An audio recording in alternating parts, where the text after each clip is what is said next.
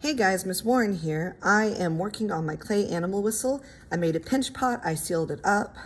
So there's a hollow pocket of air inside here.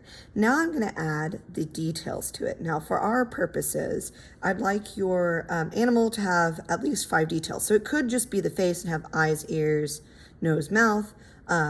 It could be the whole body. It could have head, legs, arms, tail. So, but I want about 5 features on here because I don't want a pet rock whistle. I want a clay animal whistle. Okay, so I think the first thing I'm going to do is I'm going to add a little bit of a head. Now, if you have enough clay here, you can kind of just pinch and form the head in that direction. Or if you need to add some clay, you can kind of make the general head shape. And you can score and slip it on, which I think that's what I'm going to do. I'm going to yet again scratch it up. Put some slip here.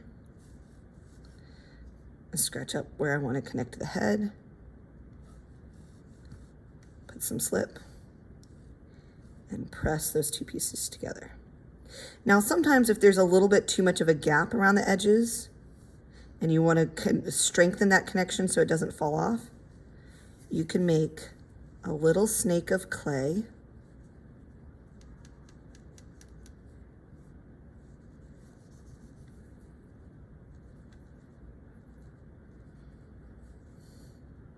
And you can put it around the edge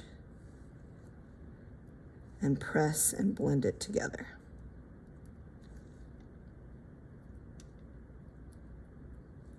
I'm going to put a little bit more on the other side. He's looking kind of fat. That's okay.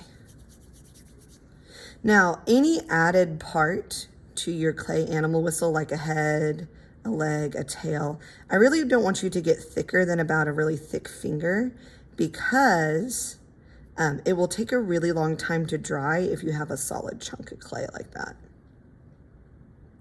He's looking a little turtley, so I'm going to work on the shape of his head because I don't want a turtle, I want an armadillo. First, let me blend the 2 pieces of clay together, and then I'm going to work on shaping it.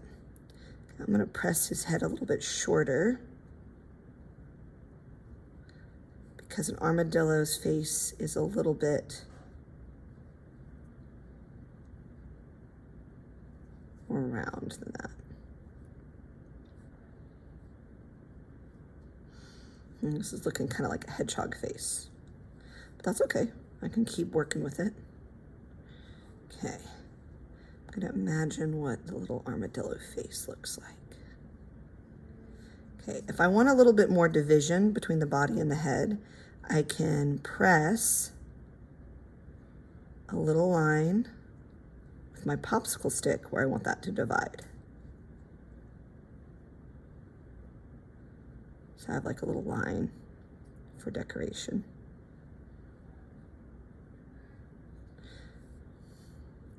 I'm gonna kind of make the body a little bit flatter and longer too.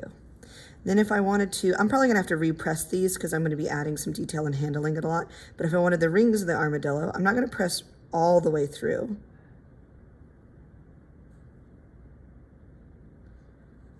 But you see how I'm not dragging it, I'm just pressing that design in to make the sections.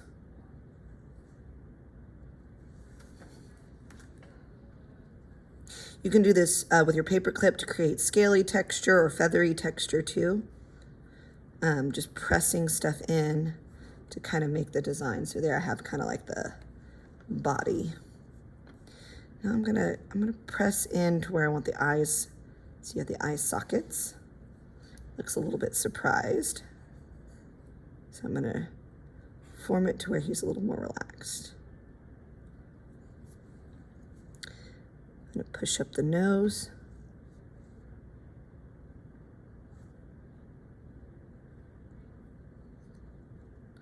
Kind of smooth that out with my fingers. Kind of looks like a cat nose, not an armadillo nose. Maybe a bunny nose.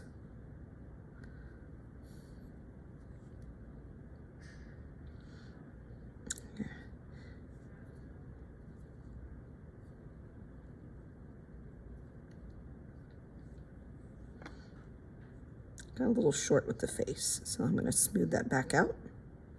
The wonderful thing about clay is that you can keep reworking it. Even after it dries, you just add moisture and rework it until you fire it in the kiln. Until this clay is heated at about 1800 degrees Fahrenheit, you can get it wet again and rework it even if it dries. Okay, I think I'm gonna score and slip some eyeballs on. I'm gonna scratch the little areas that I want the eyeballs in. Get a tiny bead of clay. Roll them between my fingers to make little beads. Get that slip on either side. And press the eyeball into the eye socket.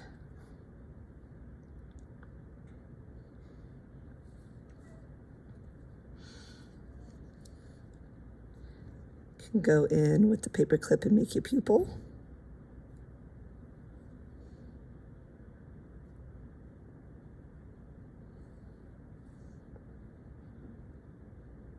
I can kind of shape the eye a little bit.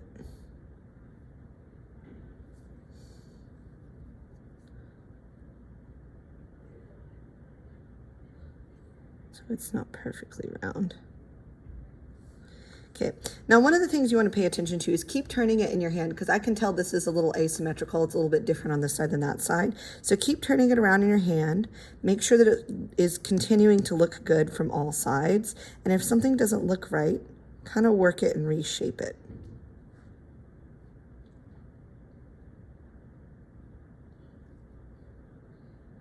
I think for an armadillo, their faces are a little more pointy. So I'm going to pull gently on the clay. I'm going to add some ears. Now, you don't want to stick out too far with the ears. And you want to make them a little bit thicker so they're not fragile.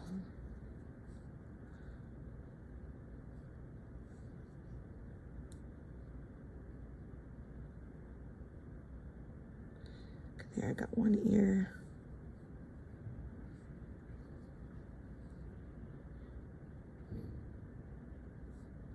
So yet again, I'm going to score and slip.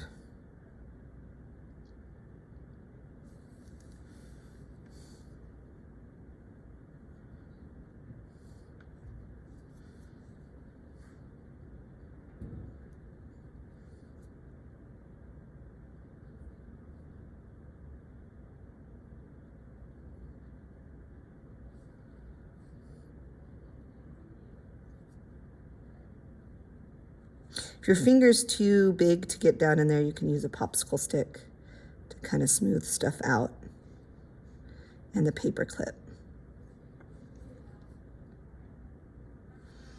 Here's his little face, his little ears. Okay, now I'm going to keep adding some details to him. I'm going to add some legs, and I'm going to add a tail. I will come back on when I'm ready to poke the whistling hole for this clay animal whistle. So I'm going to keep adding some details, but I've shown you the basics, how to connect two pieces, how to press in some texture, how thick to make things. So I'm going to go ahead and add a few more details, and then I'm going to talk about poking the whistle hole into the bottom.